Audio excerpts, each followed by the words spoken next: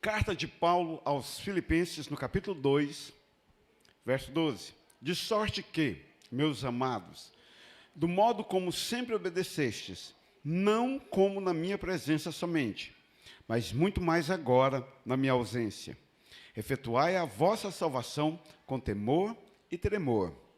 Porque Deus é o que opera em vós, tanto o querer como o efetuar, segundo a sua boa vontade. Te dou graças, Pai, eu te honro, eu glorifico a Ti. És santo, és Deus de graça, és Deus de poder, Senhor, dá-nos Tua palavra. Abre nossos corações, faz de nós segundo a Tua vida, Pai, no nome do Senhor Jesus. Nome de Jesus. Amém. Muito bem, na quarta-feira, nós começamos com a ideia, o tema de a perseverança dos santos. Nós vimos que fazem parte da doutrina da graça, da doutrina da eleição de Deus sobre nós. Todos os homens caíram, nós precisamos da misericórdia, a graça de Deus é irresistível, quando Ele nos chama, nós não podemos, o ser humano não consegue resistir ao infinito amor de Deus. E nós chegamos então ao último ponto da doutrina da graça ou da eleição, onde os santos devem perseverar. Os santos devem manter a sua comunhão com Deus, porque Deus fez uma aliança eterna conosco, uma aliança onde não depende mais de nossos atos para chegar até Ele, mas Ele prometeu a si próprio que não nos deixaria, que não nos abandonaria, que estaria conosco, que faria uma aliança eterna conosco, nos dando condições de estar com Ele todos os dias, ou nos dando condições de servi-lo na sua majestade, na sua grandeza, no seu poderio. E hoje eu quero continuar tenho pensado sobre isso, a perseverança dos santos.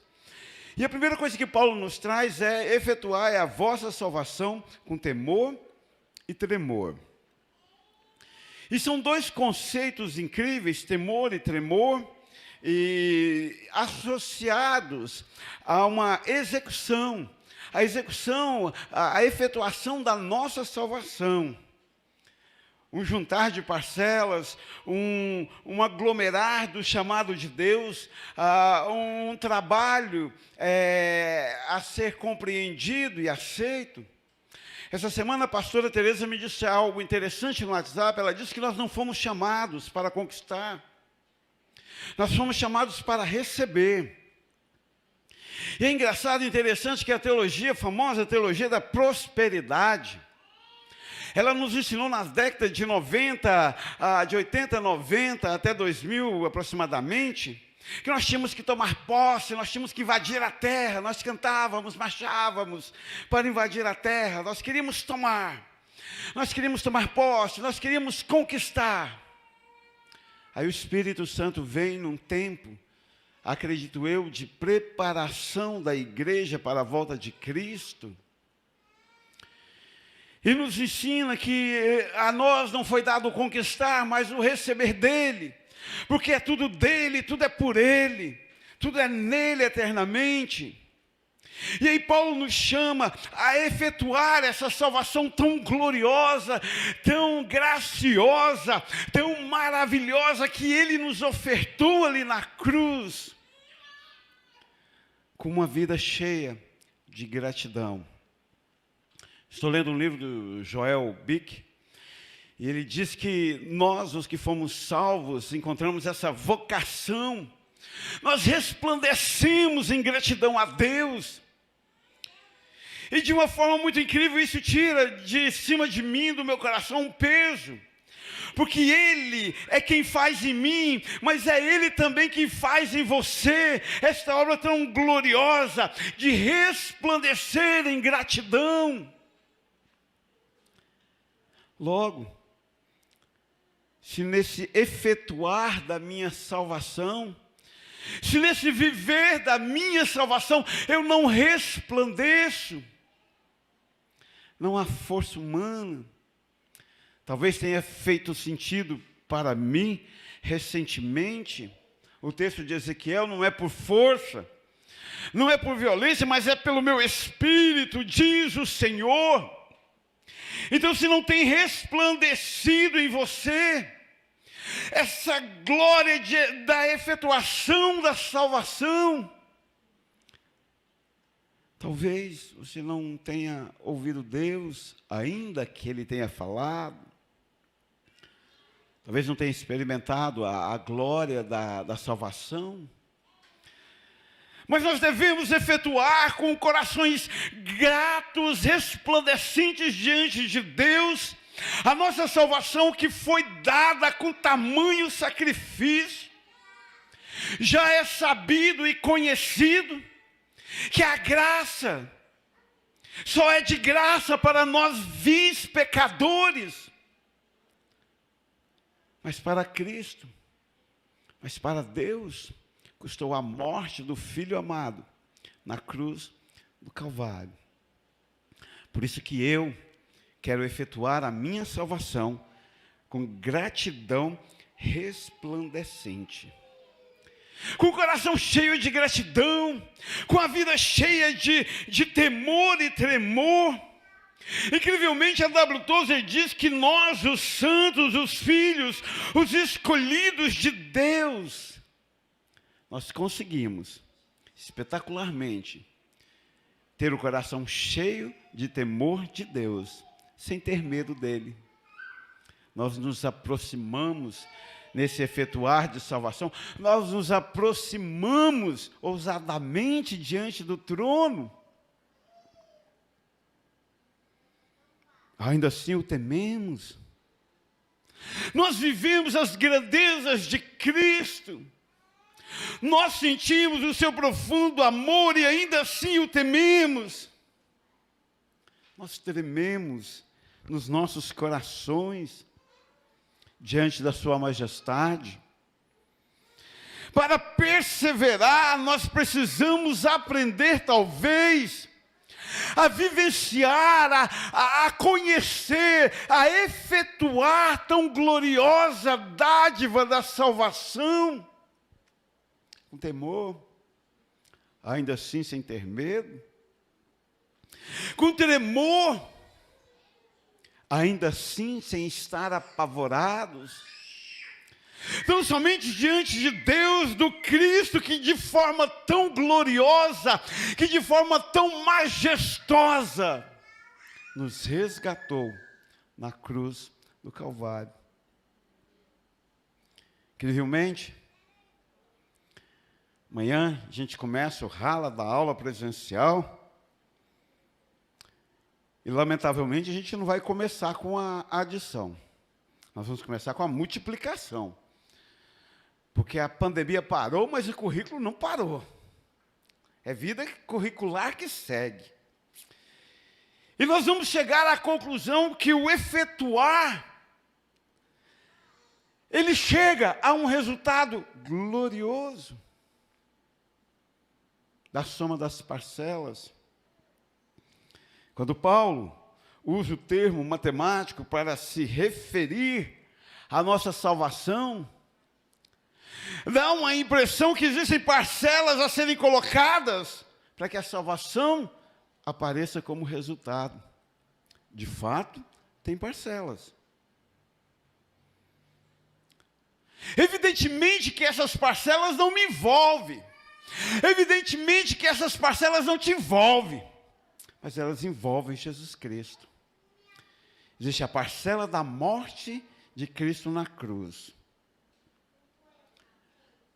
Existe a parcela da entrega do Cordeiro, do sacrifício vicário perfeito e último, do Cordeiro sem mancha, sem mácula. Existem parcelas que chegam à salvação. Olha que coisa gloriosa. Paulo me chama, Paulo te chama a efetuar uma salvação. Só que essa salvação já está com a resposta pronta. Cristo crucificado em nosso lugar. O que eu tenho que fazer então? Viver com o coração cheio dessa graça, dessa gratidão, e saber que o meu Senhor vive, que Cristo é vivo, e que Ele virá me buscar, e que Ele não mais vai se levantar dentre os mortos, Ele já o fez, já ressuscitou. Em João 14:6 diz, e disse-lhe Jesus, simplesmente disse-lhe Jesus, eu sou o caminho, a verdade e a vida. Definitivamente ninguém, absolutamente ninguém efetua a vossa salvação, ninguém vem ao Pai, a não ser por mim. Na linguagem de hoje, o que Jesus está te dizendo é, todo o trabalho é meu, todo o esforço foi meu, todas as parcelas desta soma foram meus. A você, o glorioso resultado, ser salvo pela minha graça e viver diante de mim em gratidão. Com vida prostrada, com vida derramada, com seu coração entregue, com a sua essência, cheirando a essência de Deus. A perseverança dos santos, então, no olhar de Paulo nesse texto, começa com efetuar essa salvação tão gloriosa com temor e temor. E no verso 13, ele continua com a perseverança dos santos, dizendo, porque Deus, Ele é o que opera em vós tanto o querer como o efetuar. É incrível. Mas quantas vezes a gente tem quereres, a gente está tão influenciado por tantos quereres, por tantas vozes, por tantas influências externas e internas. Mas de repente Paulo vem e diz, há uma salvação para você viver com temor e tremor que Cristo pagou na cruz. E você vai viver esta vida, porque Deus opera em você esse querer. Porque Deus, Ele faz em você o querer. Aí eu me pergunto, por que tantos momentos, então, eu não quis? Por que tantos momentos, então, eu não ouvi esse chamado? Por que, então, eu, em tantos momentos, me afastei desse querer santo que é depositado no meu coração pelo Espírito da promessa? Talvez meus ouvidos estivessem fechados. Talvez meus olhos estivessem iludidos. Talvez meu coração estivesse seduzido pelas paixões deste tempo. Talvez em algum momento de minha vida, eu perdi a razão de que o que é o homem. Aliás, Jesus praticamente diz, a que compararei o homem? É como a erva do campo, que amanhece viçosa, brilhosa com os primeiros raios do sol. Vem o vento, vem a chuva, ela seca, e de tarde ela está morta. Já é sabido de todos nós que nós somos efêmeros. Nós não estamos isentos de nenhum dos males deste tempo.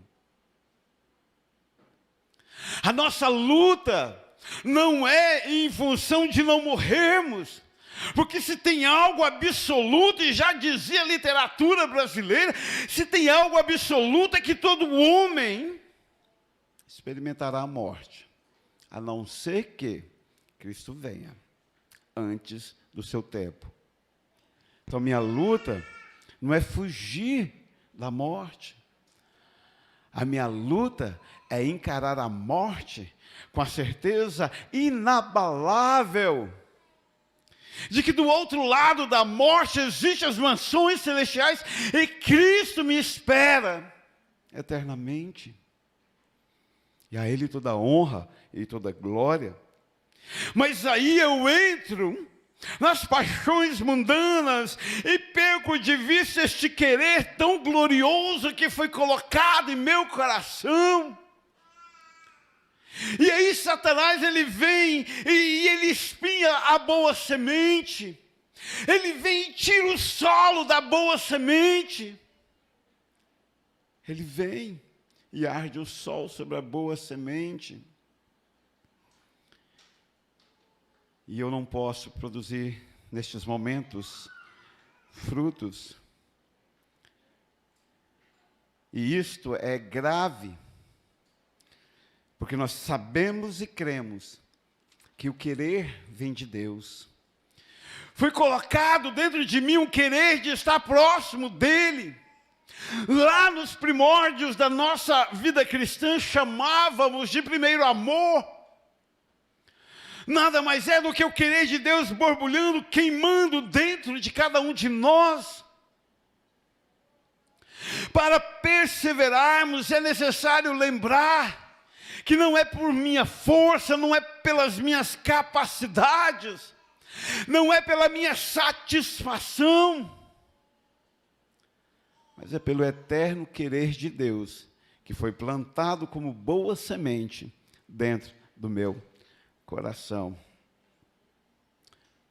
É Ele que opera em nós, tanto querer como esse efetuar. Me lembro lá no princípio da vida cristã, e lá nos primeiros meses de igreja, já tinha esse texto decorado, era glorioso, porque é Ele que opera tanto querer como efetuar, mas ainda assim, na alma da gente, a gente queria efetuar essa salvação. Lá na alma da gente, a gente queria juntar essas parcelas e chegar ao produto. Aí a gente vai conhecendo, compreendendo que é Deus mesmo, que opera em nós esse querer estar próximo dEle, que opera em nós esse efetuar do dia a dia, essa soma de parcelas. A nós cabe desfrutar de tamanha salvação e poder que foi nos destinado.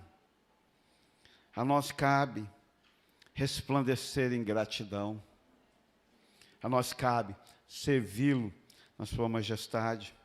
Em Efésios 2:8, tão conhecido de todos nós, porque pela graça infinitamente sois salvos por meio da fé. Não há nada que você possa fazer, não há nada que você possa acrescentar nesta operação matemática. Não há nada que você possa contribuir. É pela graça que sois salvos. Por meio da fé, isso não vem de vós, nem a fé vem de vós. Tudo é dom de Deus. Eu me sinto agraciado por ter recebido o dom de Deus para efetuar, com temor e tremor, sabedor de que Ele é que opera em mim, o querer e esse efetuar todos os dias da minha vida. Aí eu posso carregar todos os dias a suprema bandeira do Jeová Nissi. O Senhor é a minha bandeira. É Ele que vai à frente. É dom de Deus. É dom vindo do céu sobre os seus escolhidos. E como diria Martim Lutero, lamento profundamente pelos meus, pelos seus, que infelizmente não foram incluídos em tamanha glória. Mas louvo a Deus, porque deu a mim, e talvez tenha dado a você, a visão de que é dom de Deus, de que tudo vem dEle, de que tudo é obra da sua glória e da sua graça. Para a perseverança dos santos, é necessário efetuar a nossa salvação com temor e tremor, sabedores de que Jesus são as parcelas desta operação. É necessário saber que Deus é o que opera em nós tanto querer como efetuar, descansar nele, mas resplandecer em gratidão. E por fim, Paulo no 12, de sorte que, meus amados, do modo como sempre obedecestes, não só na minha presença, muito mais agora na minha ausência. E no verso 13, façam tudo isto segundo a minha boa vontade. Obediência e boa vontade. Mas, espera lá, pastor, o senhor disse que a gente não tem nenhuma contribuição nessas parcelas, e essa obediência?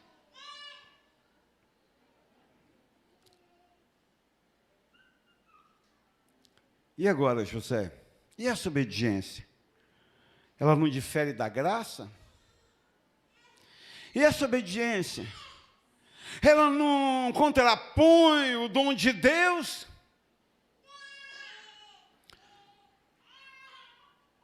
Recentemente nós tivemos o Dia dos Pais. Eu vi e li muitas coisas. Eu sempre tive probleminha com o Dia dos Pais na igreja. Ai, como machucava meu coração. Talvez por ser professor de ensino fundamental 1 e ver tantas tristezas relacionadas à paternidade, e me oprimia. Me oprimia aquele ímpio que foi lá e fez, e que foi para gandaia, foi se divertir, mas que vinha aqui no Dia dos Pais, porque tinha presentinho, e ganhava aquela plaquinha, melhor pai do mundo. Eu acho que você deveria louvar a Deus por eu não ser Deus, porque certamente eu não seria misericordioso como Ele o é. É insano. Eu cheguei a falar para os professores, certa vez, é de desrespeito com o nosso aluno. Ele é um pinguço, é um bebum, melhor pai do mundo, que fica lutando contra a igreja, melhor pai do mundo. Entendi o lance da obediência com a paternidade. A paternidade ela é incrível porque ela não traz em si. Não existe uma lei, a lei maior que tem na paternidade é de pagar pensão. Você pagou pensão, você está livre, você não precisa abraçar, você não precisa olhar, você não precisa ir na escola, está livre. Isso não é paternidade. Isso não merece plaquinha de melhor pai do mundo. No máximo merece plaquinha de que seu nome não está no SPC Serasa. Pagou as contas. Fez mais do que sua obrigação. Mas a paternidade, ela traz algo em si. Eu fiquei pensando nesse chamado de Paulo a sempre obedecer. E essa obediência da qual Paulo fala é a relação íntima de paternidade entre nós e Deus. Interessantemente, nos dias em que adotamos o Iago, eu gostava de falar, ter filho é para os fracos, os fortes vão lá na FEBEM e pegam um com 10 anos, já com personalidade, já com querer próprio, já vivido. E aí você entra numa relação onde não tem obrigação nenhuma de nenhuma parte. Isso é adoção. E aí vai se desenvolvendo no meio do caminho